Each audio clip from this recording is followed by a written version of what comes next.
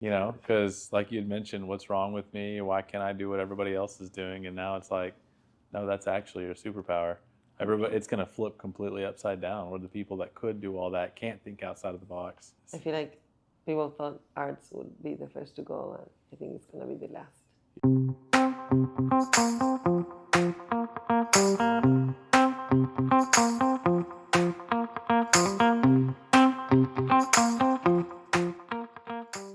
All right, well, welcome back everyone to another episode of Designed to Glide Well. This is another episode where we're bringing on another couple who's been in the entrepreneurial space, running alongside us for several years now, really since the beginning. Yeah. And so I'm super excited to open up this conversation. My hopes is in this conversation, it gives you guys a little bit of a more real perspective on what it looks like to build from the ground up. The guests that we have today are two of my favorite humans that we have gotten to connect with on this journey, Fede and Caro. Welcome, you guys. Hey. Disclaimer, Caro absolutely hates being on camera in general, so we feel super lucky that she's here. We're just calling her out in the I'm beginning. crying. Yeah, we are. All right, we're going to cut the ice in the beginning. Now we're done. I gotta stay quiet. All right. But honestly, she's like the world's best hidden gem when it comes to our group of people that we have developed in the entrepreneurial space. So you guys get to take a little peek at why we love her so much today. But to kick us off, I just want you guys to kind of tell our listeners who you are, where you came from, and a little bit about your story to give them a backdrop of your journey so far. Gotta start. Oh. Okay, I'm Fede. We're from Argentina. Came to America around 3 years ago. I did it over 3 years ago. And hustling since we got here. In this time, I built multiple businesses. I went from describing myself as a host to an entrepreneur running multiple businesses. Mm-hmm. Yeah, you have built a lot since you've been here.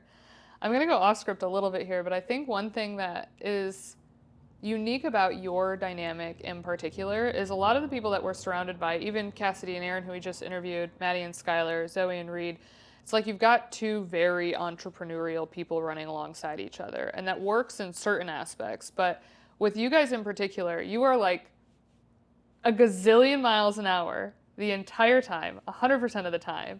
And you've got your perfect match on someone who grounds you. Like, I cannot imagine you being with someone who is as hustle culture as you are. So talk to me about that dynamic and why you think it works for you guys. Yeah, it's it's the yin and yang. You know, it's you need that balance, and I think that we both support each other and put each other in, getting each other out of the comfort zone. Mm-hmm. And I can be extremely impulsive, Mm-hmm. and Caro will tag along multiple times, but sometimes she will be my voice of reason, even if I don't follow her advice sometimes. I definitely, it's so important to have that balance. Yeah. And that voice that tells you, hey, slow down, breathe, relax, enjoy what you've been doing and building, and it's extremely important. Yeah. Yeah, I think a common dynamic with people is one is all gas and one is brakes. Yeah. And like from your perspective, do you feel like there's value in the brakes? Like, do you feel like, oh my God, what would Fede be like without me kind of pulling him back sometimes? Yes, but I don't think he listens. Ask me if I wanted a bookstore. No. Do we own a bookstore? Yes. Yeah, that's so fair. I also don't like to look at it as a gas and brake. I'm going to go one more, and our friends in Argentina know what I'm talking about, but I like to look at it as a gas and a clutch. Yeah. Right? Like a clutch doesn't stop you, right? But it certainly doesn't allow you to go forward when it's engaged. So I like to look at it as a gas and a clutch. Yeah. Yeah. Yeah, I think that the difference is that I'm passionate about businesses, and I think I bring the full picture on the reason why I'm doing certain things, the opportunities that we present with that will allow us later on to be in a good place. I think one of my skills or powers is to really look forward and anticipate certain changes. So with the bookshop and the restaurant, what I would explain, Caro, is, I don't want to put all my eggs in one basket, especially with the amount of things that are changing in the world and the dynamics with AI and stuff like that. And I can see how certain things that I've been building can be erased pretty quickly. Even we having the know-how, even we being top in our industry. And that and time over time that proved me right, that some of the decisions I made, given what I see, the trends that I see and the pattern that I recognize, because I feel like I'm really good at pattern recognition, allow me to, when something changes, having the opportunity to pivot. And kind of like we have that conversation pretty often, which is you're doing this, which is adding another thing, more work, more time, but this is the reason why I'm doing it. So I closed on the bookshop, and that same week, a lot of companies are laying off people due to AI. Yeah. That's true. When he explains it, I get it. Yeah. Like I hate to say it, but he's usually always right. And I love that that's recorded. I'm gonna pull up that recording all the time. We're done. We're good. We got what we were looking for. Yeah, that's so fair. Yeah. I think too, like when I watch you build in particular, you both come from such a different world than the world that we grew up in. And I feel like Ethan and I are constantly trying to pull our mentality out of a scarcity mindset. And I think in watching you two build, there is this scarcity mindset around like, we cannot fail, that keeps you ahead of the game. It almost is like, I view having a scarcity mindset and that fear of it going away as something that's negative that I try and like suppress in me all the time. But you're allowing it to make you grow faster and take on maybe more than you want to handle and like expand your business in ways that maybe don't make obvious sense to us, where I'm like, just go all in on the thing that like is working, that, has the least friction or is the most profitable or whatever. So do you guys feel that way as well, that like you are understanding of that scarcity mindset that plays a role in the decisions that you make? Yeah. I feel like he can't say no to an opportunity. Like, Yeah. they came, they were like, do you want to buy my bookstore? Yes. He will like try to figure it out later. Like, Yeah. he will not say no. Yeah. It's like, yeah. In his defense, he called me before he said yes. Yeah, he told me too. And we talked it through. We went over Okay. numbers and the little information that we had, and I thought it was a great decision. Yeah. I will say I make very informed decisions, and I have said no to a lot of things. Yeah. Especially partnerships. Yes. And Oh, I believe that. yeah. I believe that multiple with times. you too. But the scarcity mindset it comes from a place that I was actually having this conversation with Cheyenne recently, which is one of our close friends from the group. I don't have a fallback. Yeah. And that puts you in a position where it has to work. Yes.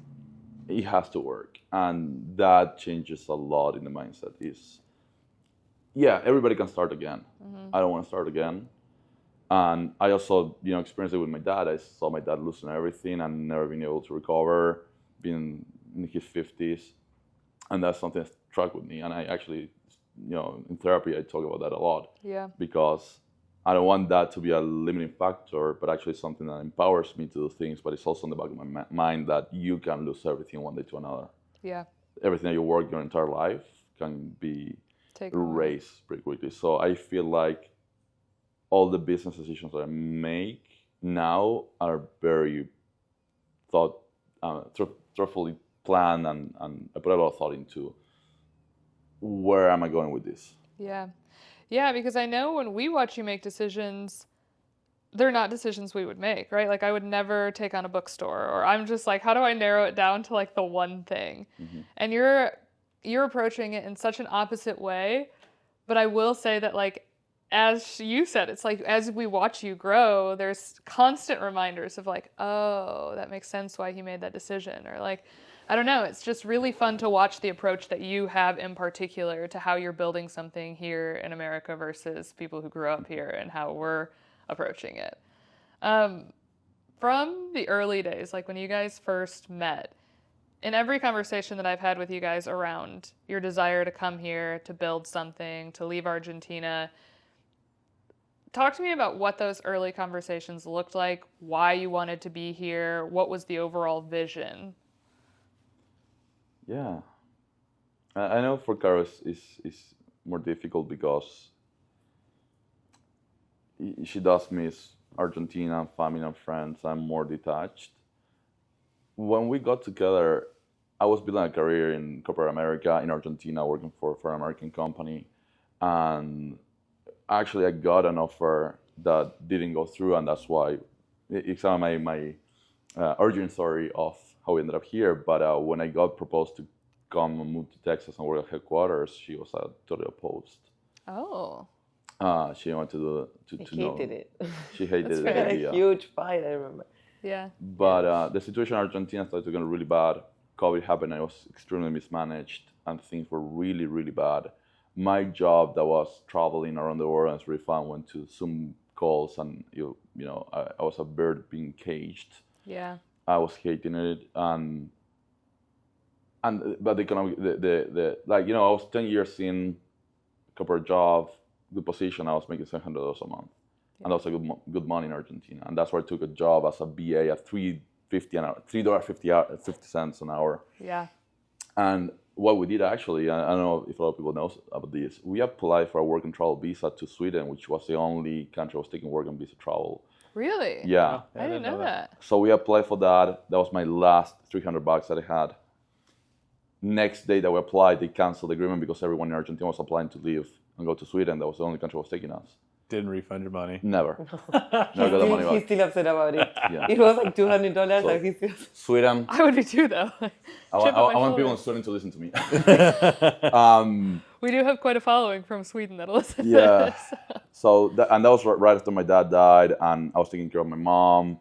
It was an awful time, and everything was locked down in Argentina. Like the economy was ruined, and that's when I took the BA job.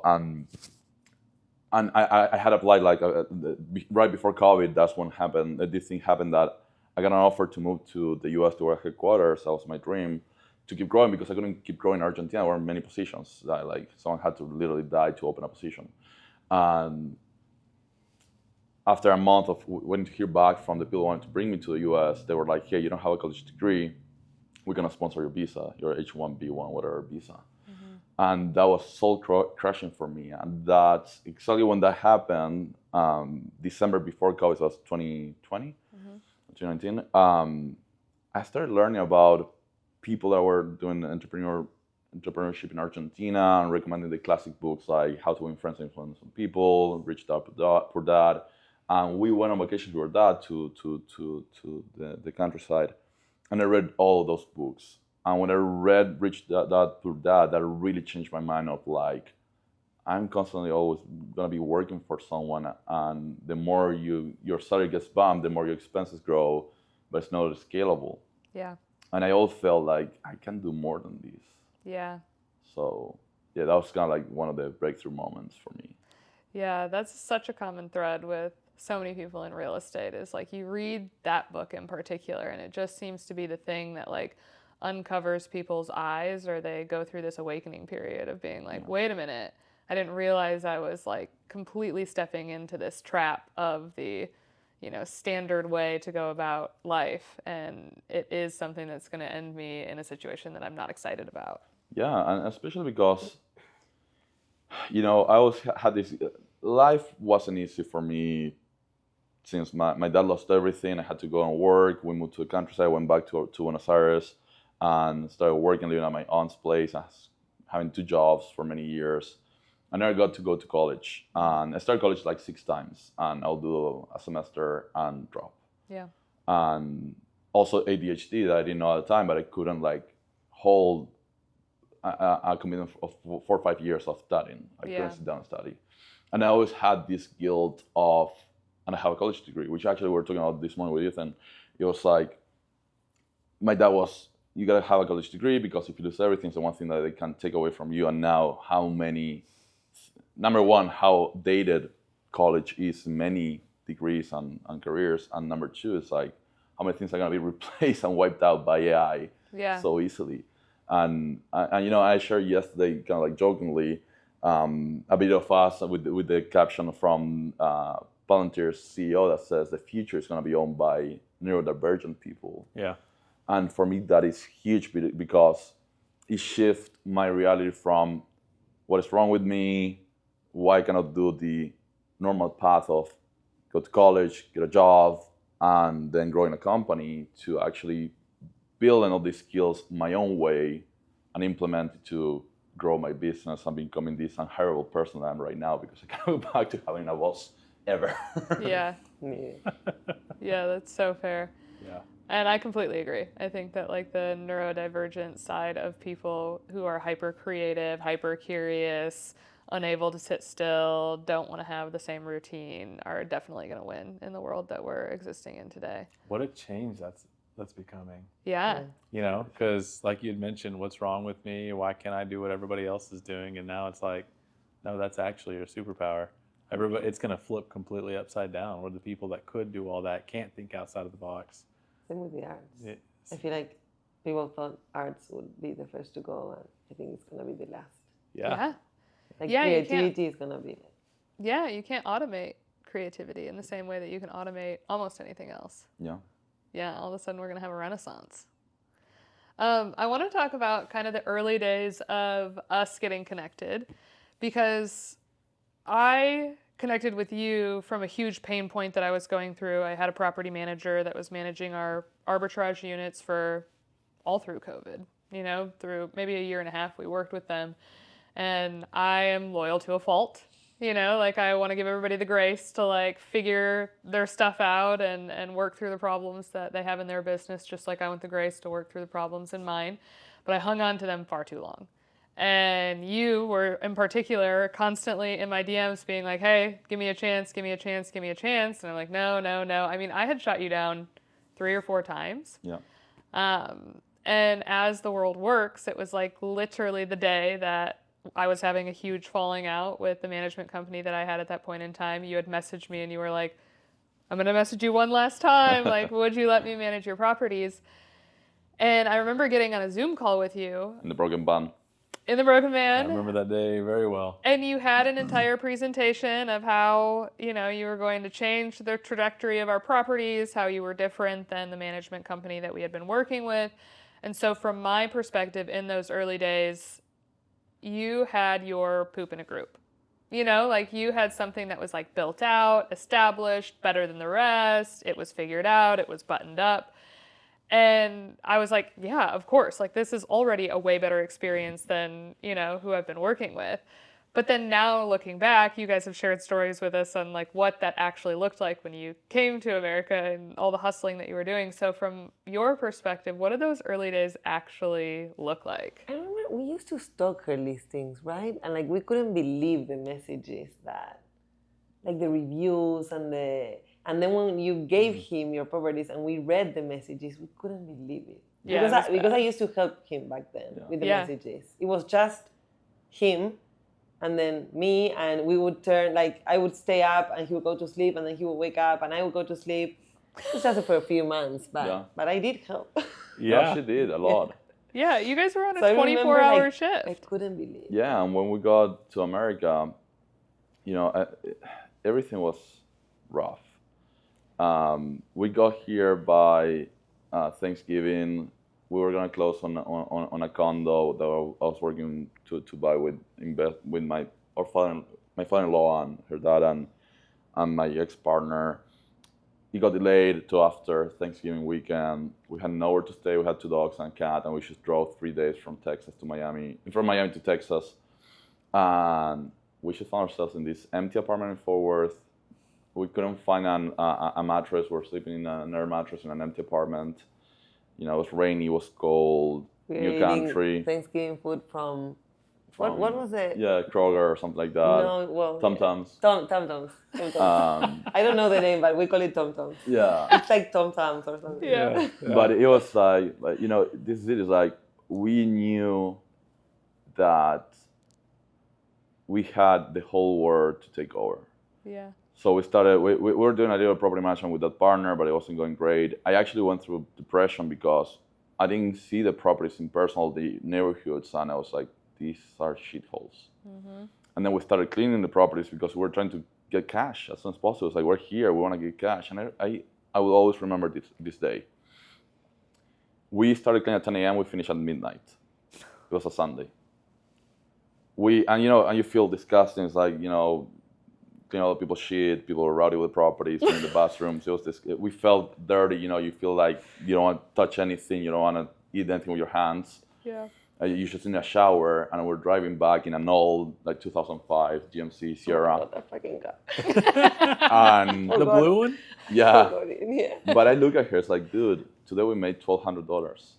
This would have been a month of work in Argentina. Yeah. A month and a half of That work in was Argentina. crazy. Yeah. Yeah. Like, it was so easy to make, and it wasn't even that bad. It was just like 1-bedroom apartments, or not even like studio apartments. But that day we cleaned one of the grandparents' the houses. big ones were bad. But the small apartments were so easy and so easy money. Yeah. So it wasn't like, at the beginning it was like fun. Then it got old pretty quick. Yeah. But Yeah. at the first few months, they were fun. Yeah. There was a day that I came back and I was like, okay, I'm done. Yeah. It's like I have fun for a little bit and then I need to Yeah. Money's not worth it. And it was Never mind. done. We never did it again. Yeah. It was Yeah, but it was like, how do we make cash quickly? And we started seeing like, well, now we can buy a car, now we can get our own place.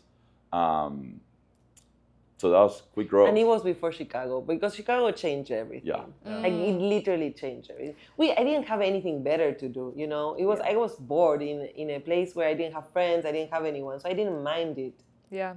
But that trip changed everything. Yeah. Why do you think? What about that trip in particular? Because you gave him the bigger properties, which were like, and then Maddie and Skylar did too, and then someone, like, I don't know, but the word to mouth started, like, the ball started rolling, and we started going to the conferences because we became friends and we would go everywhere together, and that's when I started getting design clients. Yeah. And it literally changed everything. Well, it was crazy because he was supposed to go with his partner. Yeah. Yeah. And I don't think, not because of me, but I think we became more friends because it was like a couple friend group. Yes. It wasn't a partner friend group. But Yeah. I was being a person of visualizing where I want to be, and this sounds crazy, but everything I put my mind into over years, I accomplish it. Yeah. I feel like I'm a dreamer, and every time I dream about something, I would say, this is what I want to do. I ended up doing it. However it is, like, I always dream about, owning a restaurant, and somehow I ended up owning a restaurant by chance. Yeah. And stuff like that, being a chef, which I always, loved Anthony Bourdain, read all the books, and in another life I would have been a chef. And I ended up being a chef even for 3 months, but I had that in my curriculum now. Yeah. But I remember meeting with my old boss from American that I love, and she was my, a person that really made an impact on coaching me, a mentor, and helped me to think as an owner of the company, even though we were working for a company, and decision making. And I met with her because we're living in Dallas headquarters. She was there for a conference or something, a meeting, and we went for lunch. And I showed her Orange Skyline, and I told her, these are the properties I want to be managing in the future. I was still not managing it. This is what I want to do. I'm managing these apartments. This is what I feel I could do. Yeah. And after the trip to Chicago, came back, parted ways, started from scratch. We just bought a property with her father-in-law. So we had a new property that we had to redo, had no other income that we were doing with my partner. And I was like, I'm going to burn it to the ground, start over again with 3 properties in Michigan and 2 properties in upstate New York.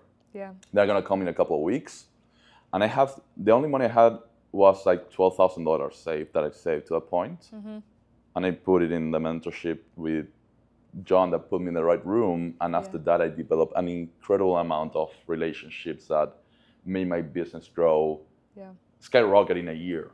Yeah, he was so excited. I remember him being so excited about Orange Cadillac. Yeah. And telling me, like, that's what I want. I want the big houses. I don't want the shitty apartments. Yeah. And he came back and told his ex-partner, like, just give me Sarah. I only want Sarah. You can have everything else. And Give the business. We weren't even scared. We were like, we knew that it was the right move. Yeah. Like, leaving everything. Like, I don't think you had a paycheck that month or... No, but that's the part where you had sometimes to show up. I was scared as shit. Yeah. She never knew, but No. I was scared. Yeah, but still, I think we knew that it was the right move. I knew it was the right move, but I was jumping. I was taking another leap of faith after we moved in November, and that was May next year. So it wasn't even a year, and I was starting all over again. Yeah. And it was only 3 years ago or less. Yeah. But it was I'm saying like we moved to America in November, and by May June I was starting again from scratch. Yeah. But I remember vividly having that conversation Yeah. with you where when we were transitioning Orange Cadillac over to you, up until that point, I had been working with you at that point for nearly 2 years, like previous to you coming to the States. And I just remember every interaction that I had, every unlock that I had, every amount of good experience that I had in working with you and your previous business partner was with you. And I just didn't understand what role he played. And I think that both of you are very good at articulating and painting a vision for people that are around you. And whether those people around you are going to help you in that vision or not, it doesn't matter. You're talking about it, right? And so when I was looking at the position that you were in and starting to understand the position that you were headed towards, I remember having that conversation with you of like, hey, I don't mean to like overstep, but like, why are you not doing this alone? You know, like what value is this other person bringing to you? And does he have the same vision as you? Because I could see that right away that you guys were on two separate paths. And so even though I feel like it is a huge leap of faith to burn it all to the ground so soon after moving here, after not having a lot under your belt to feel that security, it's like looking back now, that was your best decision. Oh yeah. He did help us a lot in the beginning. Yeah. I mean, he was amazing. I'm very grateful It's for just- that. But yeah. at some point, you definitely There's split different paths. paths and there's nothing you can do about it. Yeah. If your vision isn't Yeah. aligned, like you had two choices. If there wasn't an aligned vision, you either hang on for longer than you should, or you cancel it and start over and honor the vision that you wanted to honor. So I feel like too, one thing that I love about you guys is you are excuseless. And especially in growing up in the States, we're surrounded by people who have a million excuses. And the common narrative online, especially in today's world, is that the American dream is dead. It doesn't exist. You shouldn't be excited about being here. There's not a ton of opportunity here. And so I'm just curious what your opinion is of it after experiencing what you've experienced. You know what's crazy? I don't have that mindset. I don't have the business like you two. I feel like you have a lot more of a you too, but I think they are so similar. I don't have that, but I do. It's funny because the other day I was like, they paid me $150 to post 20 links.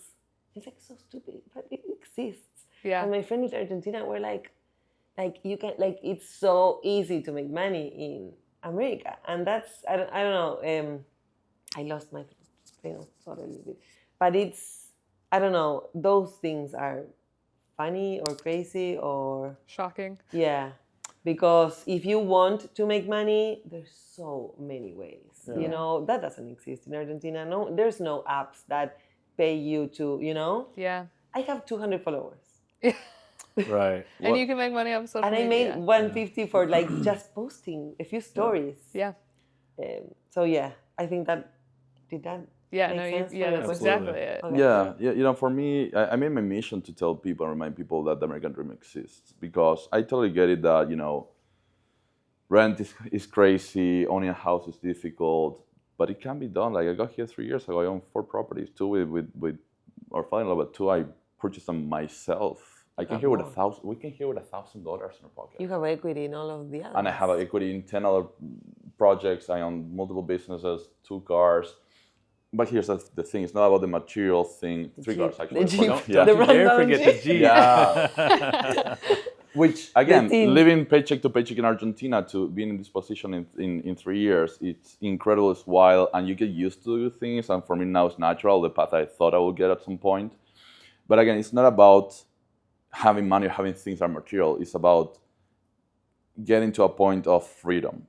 Yeah. It's a freedom, and I got the chance to travel the world when I was at that job that you know, airlines, and I've been to over 60 countries, and it's pretty easy to shit in America for a lot of things, and people have no idea how rough it is out there.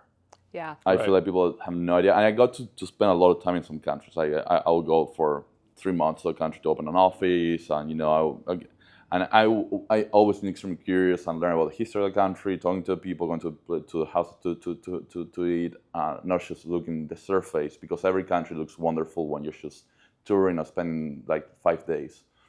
And just this country was founded, on an entrepreneurship mindset, because people came here, they were escaping from Europe and other countries when it was founded, and they came with this idea of, removing the king, getting rid of like this higher power, checks and balances, and build and be accountable for yourself. I'm of the mindset that you need to let people be accountable. Yeah. You need to let people make mistakes. And that's this country. It's like you can do really well, and if you do bad, the market is also gonna give you a lesson, but you can start over again.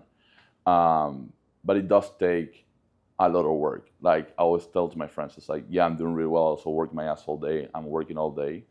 But my main takeaway is that a country is not made by who's the current president, it's not made by the government, it's made by their people. And coming here with a freaking thick accent, nothing in my pocket, and people trusting me with their most expensive asset, which is their property, and say, yeah, go manage it. This is gonna be my legacy for my kids. This is my way to build generational wealth, and you're gonna manage it even though you have, again, a thick accent and you have no background and you never lived in this country. That speaks millions for me. Yeah. So that's why I love this country. The people willing, if they give you the opportunity to show and prove your value. Yeah.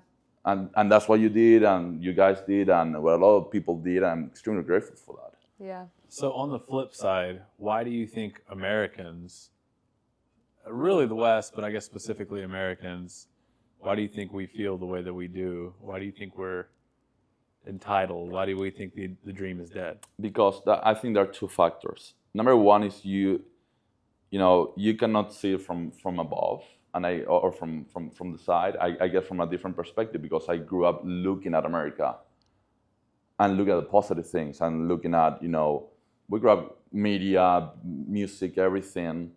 And I come from a place where I wanted to do all the things I couldn't. So I had this outside perspective, which is way easier than when you're looking from the inside. And I also think that people consume a lot of content that rage them in the bad things. And I'm gonna give you an example that, it's a little controversial, but I think that racism is something I hear all the time. It's, this is a racist country. And it's like, you have no idea, because the fact that is an open conversation, that this country is racist, is way more. And I'm not saying it doesn't exist, right? Don't get me wrong. That's my point. Is the fact that it's a constant conversation in the public eye, and that we need to do better and we need to be least racist, is way more than any other country. What they don't give a freaking F. Yeah. Like, they don't have time to think about those things. Right. They don't even have it's so accepted, and people don't see it. And countries where people here will be a minority, in their own country, they're extremely racist in different ways about color, about social levels. So this is a country where you can move across levels, and at the end of the day, my own experience is that it doesn't matter, again, your background, your anything. It's like you have something to prove, you have value to bring to the table, show me. Yeah. And you'll be rewarded for it. You'll be rewarded. Yeah. So you think we should travel more?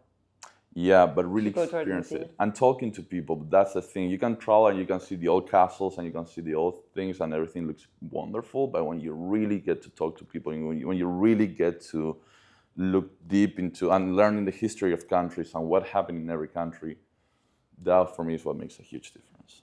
I think that you make such a good point there, because when we went to Argentina with you guys and you were like, we're taking you to a third world country. And you guys were like, is this what you expected when we said third world? And we're like, no. You were shocked. I'm like, this is... I don't know what you were expecting. I was like, this is so nice. Like, Yeah, the clean. Restaurants are cute. Everything's Instagrammable. I think she was expecting a hat or something. Literally. Like, third world to me, that's what that means, Yeah. right? Yeah. I, as an American, am thinking third world is like huts, is like literally something that's like underdeveloped. I wasn't thinking that it was... Yeah, no plumbing, no electricity. Yeah, literally. I Right. wasn't thinking that it was like this inability to move social classes. Right. Yeah. And so in experiencing Argentina from your perspective and being able to have those conversations, it has completely shifted my perspective on the actual struggle that if you are in a third world country looks like, because it isn't a lack of plumbing. It's a lack of ability to go from bottom floor, dirt floor to I'm going to try really hard. I'm going to be rewarded based on merit, not on born in social class. Yeah. Do you feel like that plays a role in your, like I know that there's a difference in desire in being in America, right? Like you love Argentina. In a perfect world, you would get to move back. In a perfect world, you would die here. Do you feel like because you guys were born into different social classes, that plays a big role in your desire to be here? Yes. Yeah, 100%. Because the fallback, like Caro knows, and she has, and it's not something bad. She knows that she has a fallback, which I don't. Yeah. And actually it's funny because my story is kind of like my dad was kind of like doing well when I was growing up, and then he lost everything, and we, took a step back, which is.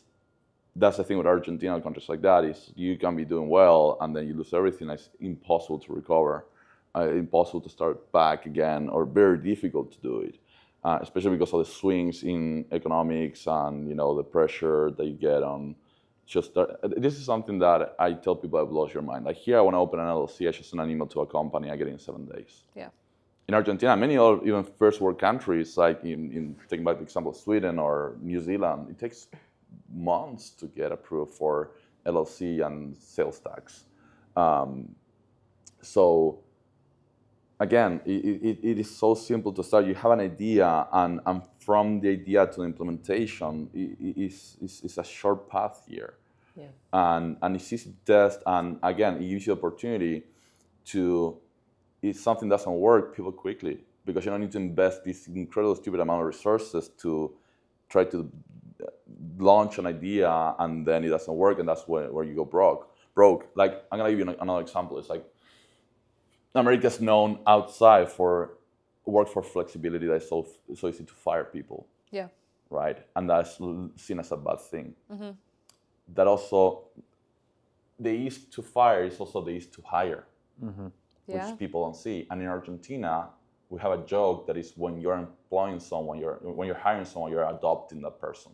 You have no idea the amount of businesses that go under because of labor laws and lawsuits on, I work here for 10 years, that person stops working, you fire them, and now you need to pay them half of your business. That's the most common thing, and that's why people don't want to be an entrepreneur in Argentina.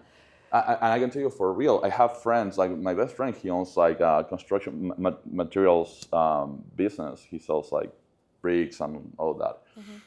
And he had employees like coming drunk, crashing their trucks, getting the truck stolen by a friend, and then he fires them and he has to pay severance. And there's a whole network built with attorneys, like we call these crow attorneys. Like they just not crow, but these bears that will, what's it called? Vultures. Yeah, vultures. Thank you. Vulture attorneys that they will just find. If you take the train and you are on the train and you go through a more a poor area, you will see all these billboards of labor attorneys. Mm. Wow. Right, and there's a whole network built to make losses to employers. To de-incentivize people from being employers. Exactly. That seems so backwards. It's like, so crazy. It's very protective of the worker.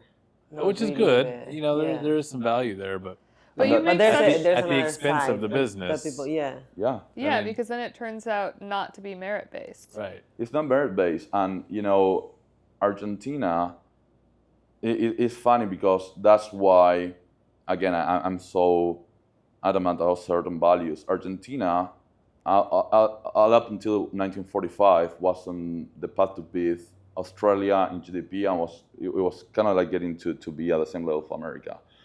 Most of immigration from Europe after World War II was going to America, Argentina, or Australia.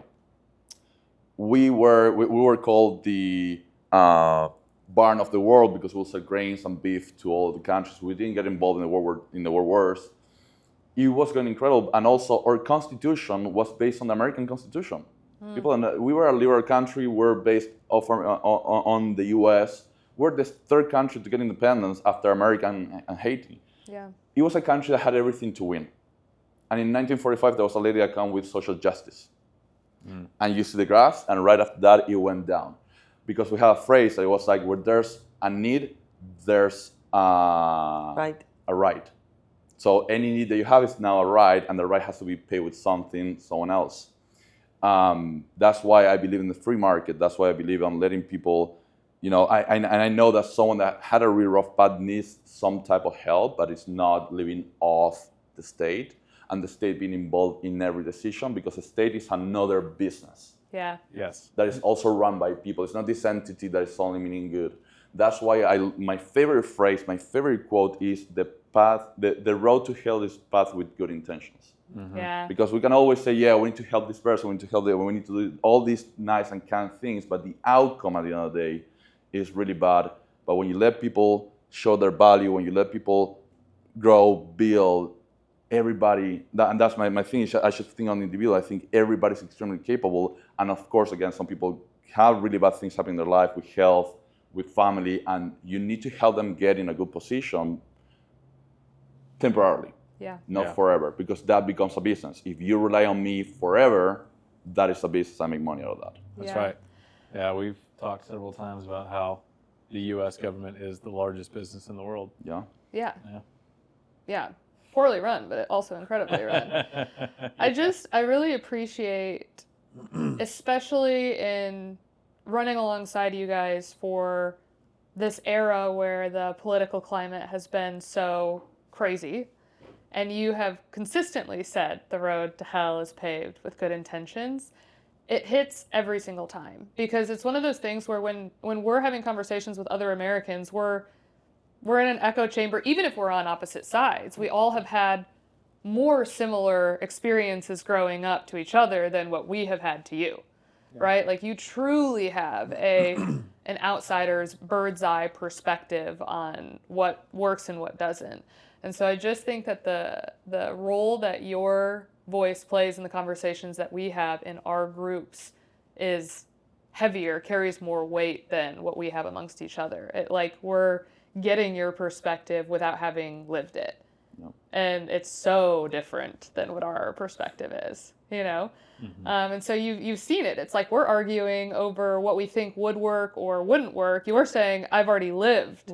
I come for the future. I see it all the time. It's like I've seen this movie and I know the end. Yeah. I know how to, and that's the number one thing. But again, it comes out of a place of caring about people. And I think that's a misconception, because it's way easier to default into saying things that sound really nice. Yeah. And I really care about people, again, being able to develop themselves, skills, having the freedom to, again, do things, being successful, being fulfilled. Because, that's a big conversation taking back to the AI thing. It's like, AI is going to take over the world, and now we're all going to have free time, and we're going to have a universal income. Mm-hmm. Oh, crazy. Yeah. Right. Because and I was explaining to Caro, and I feel that for a lot of people that do not have this passion about creating things, it's great, and that's perfect. But when I see everything that I built so far and the amount of people that I employ, because it's not a sum-zero game. Yeah. I created value out of thin air, I feel. Yes. That's my perspective, because again, I didn't take anyone, or maybe if I took a client that was working with someone else because I had something better to offer. Yeah. But again, there's a sense of fulfillment in this life. I'm getting super deep, but it's this fulfillment, like, look what I built. Yeah. And again, it's not about the money, it's not about if I get to buy this car, but it's really about that sense of purpose, creation, building things from the ground up, having this idea and seeing it be, alive. And it's crazy. It really isn't about the money. That's another thing we talk, I don't think he gets motivated about money. He just gets motivated about the work and building things. Yeah. Because I joke that he will be 70, a millionaire, and he will still be working because he just likes to work. Yeah. It's like, it's his thing. Yeah. He doesn't care about it. He just wants to. It's just a benefit. Yeah. The money is the benefit. Yeah, I think that's the artist in you. We were just talking about that with Cassidy and Aaron as well. It's like building becomes so much more fun when you're doing it for art's sake. It's like same thing with you when we were talking about like you loving to do crafts. Oh. You know, it's like it's the same idea, and sure, he has an obligation much more than you do, or same thing vice versa, where like he has to make money, right? Somebody's got to be like putting food on the table. Yeah. But nonetheless, So I can play. Yeah, like and this is Watch your Netflix. version. Yeah, but this is your version Make of my play. flowers. That's exactly it. And you know, I've been jokingly saying, you know, how I've been so engaged with AI and everything I've been building and creating apps that are replacing the apps I pay for, all the SaaS and stuff like that. But the really root of when I'm hyper focused on something new and I'm in the computer, I now had 3 computers. I was saying like I have my Mac Mini 1, Mac Mini 2, and laptop running at the same time. It's just like I can feel the new neural path being developed, like the learning. Yeah. I'm learning. I feel like, you know, the neuroplasticity, that is so good because like that's what keeps you young. It's like I'm 35, I'm still learning a lot of things. I think I'm just like first day of college in a new class. So it's interesting. Yeah. But I'm learning by myself. Yeah. And I hit a brick wall and now you need to resolve it. And it's like building this puzzle. And I get so passionate because I was talking to Aston, my partner in Refactor. I'm like, dude, I just feel my brain growing. Yeah. And I love that. Yeah. So it's... Yeah, because a lot of the conversation around AI is that it's shrinking people's brains. Right. But I think that that's almost one of those things where it's like anytime something new like this is introduced into society, whether it be TVs, iPhones, social media, everybody's very doomsday about it. It's like, this is all the negative effects, we need to stop, everybody be careful. But I would agree with you. It's like, no, it's requiring you to completely relearn how you approach problems, how you solve problems, how you build, how you add value. And so I would argue that it is the opposite. Yeah. I think it depends on how Yeah, you it use it. depends. Exactly. Don't use it to write a text to the boy you like, which I know people have. Yeah. Oh. Use it for that, to build stuff, you know. Yeah. You write your text to me. It's a tool. Always, Yeah. every day. She's like, feed his ego. No, but that's really it. It's like if you're using like Google or you're using to, you know, not... There was a study made that it was explaining that, you know, they took a group of college kids and they were like, you got to write a paper, and half were just writing the paper from scratch with AI, and those were writing themselves and then running through AI to make it better. Mm-hmm. And the ones that were doing that were their development on learning the topic was way better than the ones that were just going and building it from scratch with AI. Because AI is like, hey, write a paper about Shakespeare, right? And it's like, you'll spit it out and submit it. The other kids were just writing themselves, look at what AI will build, iterate it, making changes. And that's what I've been doing with all this. And now I joke that I opened the terminal in my computer for the first time to, you know, write code in the computer, but you got... Something's not working, I need to fix it. Okay, teach me how to fix it. And now I understand the architecture of an app. I'm miles away from an actual developer, but I've been able to, going back to the ideas, all these ideas I had for many years that I wanted to do, I've just been seeing them come to life. And I went from me adapting to a lot of software for my operations to the software adapting to my operations. So that's been the biggest change that I've seen. Yeah. Yeah. Yeah, it's the same thing with social media, right? There are some people who have used social media to just doom scroll and turn into a larger victim and have this like very pessimistic outlook on life, on their country, on their future. And then there's other people who, like us, who have used it to connect and build and grow and learn. Yeah, and completely change our own realities. So I think the same is true with AI. Last question that I've got for you guys is, when you were thinking about coming to America and creating maybe a bit of an expectation of what that was going to do for you, do you feel like you have exceeded the expectation that you had already in coming here? Yes. Yes and no. It's crazy. Again, I should think everything is about framing your mindset. Mm-hmm. And even when I was still employed at a company and not making, you know, good money and everything, I always imagine myself in the future being in a really good position. Yeah. So there are days that I wake up and I cannot believe everything I built, but at the same time it feels like it wasn't happen. Yeah, because you get to these goals and now your goals are bigger. Yeah. But if you stop and think about like we've only been here for 3 years, it's crazy. Yeah. It's just the Right. fact that your goals keep, that's what I say. They never stop. Yeah. We joke with Maddie because he wakes up one day, he's like, oh, I've been dreaming about this since lunch. You've been dreaming he has Hello, new dreams. dreams every day. Yeah. He Yeah. always say that, no, this has always been my dream. And I'm like, since when? It's the Yeah. first time you've ever. The things I ambition a lot of things I don't share all the time. It's like owning a vineyard. It's something I always want to do. I never You share want about it. everything. That's I want everything. That's exactly, you want everything. That's where we relate right there. Yeah. It's like I feel almost burdened by the fact that I only get one life. Yeah. Yeah, well, that and the thing with that, if I can Me give too. one tip for people, is the mental imagination of what you want and where you want it to be. Mm-hmm. I think that there's something, I once listened to this and it really struck me. There is rumination, which is this concept of when you have a problem and you're constantly thinking about the problem gets worse and your life is like going in this spiral. Yes. Mental health is really tough. It's a big issue, and I feel like no one talks about that part. It's not easy. I'm not saying like, hey, you gotta wake up and really,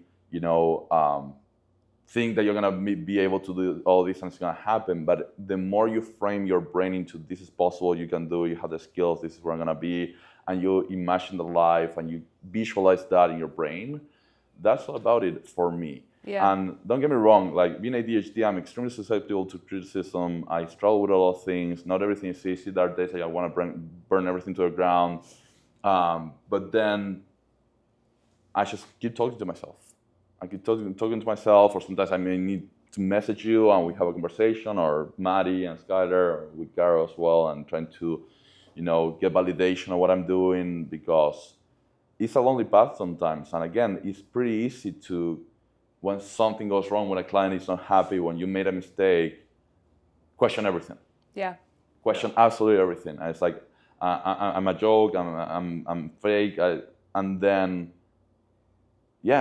now we're here at Level Up, and I get to meet all of our clients, and they come to me how happy they are, and I've just been dying from inside to, I'm gonna meet them all, and maybe someone's gonna come and say they're not happy, and they're like, dude, we've been making $30,000 more this year. It's like, thank you, I need to hear that. Yeah. You need it, because the other part of being an entrepreneur, which I've also been talking about a lot lately, with owning a restaurant and having employees and care about the employees, and then they're messing up and having to fire them. Same with property management, is employers sometimes you have your team's back all the time. Like, who has your back? Yeah. Yeah, because they're the first to turn on you. Yeah. And it can be really tough when you're dealing with a lot of problems and you're dealing with a lot of headaches, which again for me is like puzzles that I need to resolve, and I get super excited about resolving them. But that days that it's like I need someone, which I have Caro, I have you as a network, but again it's just you feel this burden, because also I don't want to burden Caro with all my problems, because I'm the one that got ourselves into this, and also I'm the one building. That's so fair. That I feel like, I need someone just to give me a pat in the back and say everything's gonna be fine and that I'm doing the right thing. Yeah. Yeah. Yeah.